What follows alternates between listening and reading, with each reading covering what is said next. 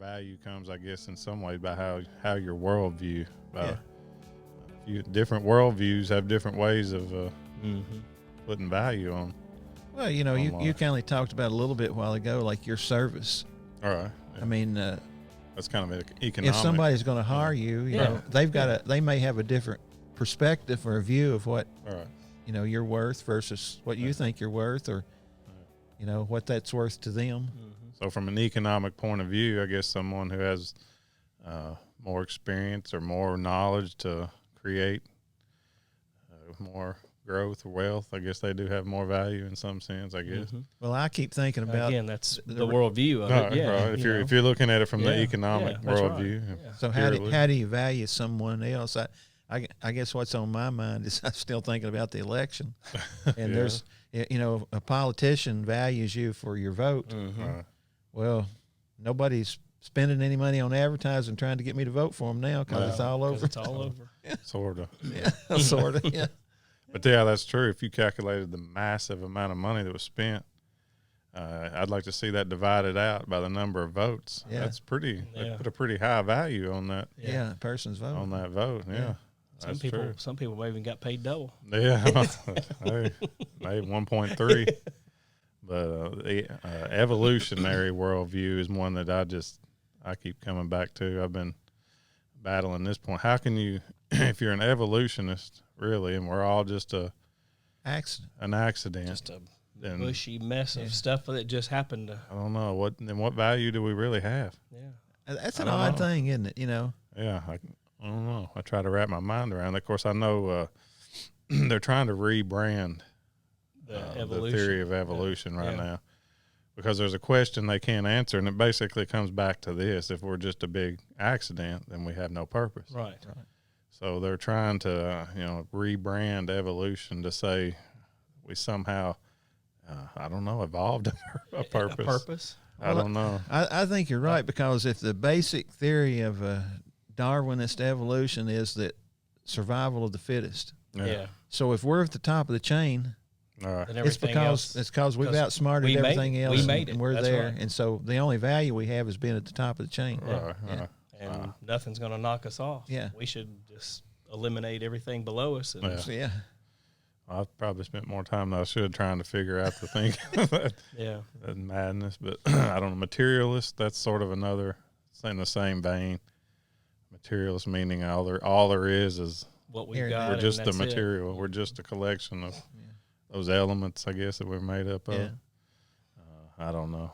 Industrialists, we're just a cog in the machine, maybe, or what we can produce. Government views us as taxpayers. Sure. Makes sense. On the government, we mentioned politicians look at us as voters. Business people look at us as a consumer. That's right. Customer. One of the big ones that I hear, or maybe it's just because I'm thinking that way, but I hear these people that call themselves ecological thinkers or green thinkers, and what I'm hearing is they say there's too many people, too many of us, and we're our problem. We are the problem. I've heard them say that. Yeah, and there's some have gone so far as saying that there's a certain segment of society, once you get that particular age or whatever, that it's I don't want to say necessarily eliminate you, but you no longer have any value. What was that? When that Rahm Emanuel's brother? I forgot his name. He's a doctor. Yeah, he's Biden's top health official. Yeah, he basically said that after 75, you're not much value to you.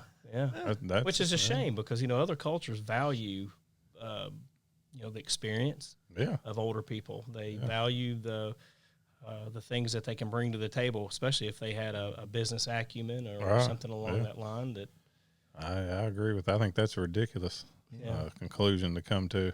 Yeah, especially when a lot of people voted for a 78-year-old Joe Biden. Yeah, I wondered. He already fits his own that demographic there, didn't he? I wondered how he felt about that, because he's 78, but I guess he picked him for his top health guy, so he didn't hold it personal, I guess. He's one of the elite, so he's immune to that. Maybe. God created us in His image, and a person who thinks less of themselves needs to really take an inner perspective again and say, look, I'm created in God's image, he loved me so much. And as you just said, that's the story of God, that he found a way to save us. So if you're trying to establish how much something's worth, right, it's what you would do for it. Right. I mean, you think in our own human terms, you think about, well, it's something so valuable for me. What means, what extreme would I go to save it? Yeah. I might jeopardize myself. And there's actually a passage in the scripture that says, for a just man, some might dare to die. Right. But for somebody that doesn't even care about you, and here he says that he'd left the perfection of heaven. To come here and ultimately die. Yeah. Thank you so much for watching this episode. Don't forget, all the links to our content is in the description and in the comments below. Check us out anywhere you get podcasts, or you can check out our YouTube channel for even more content. Don't forget to subscribe anywhere you get our podcast. Thank you so much for watching the show. We'll be back soon with another episode of The Essential Truth.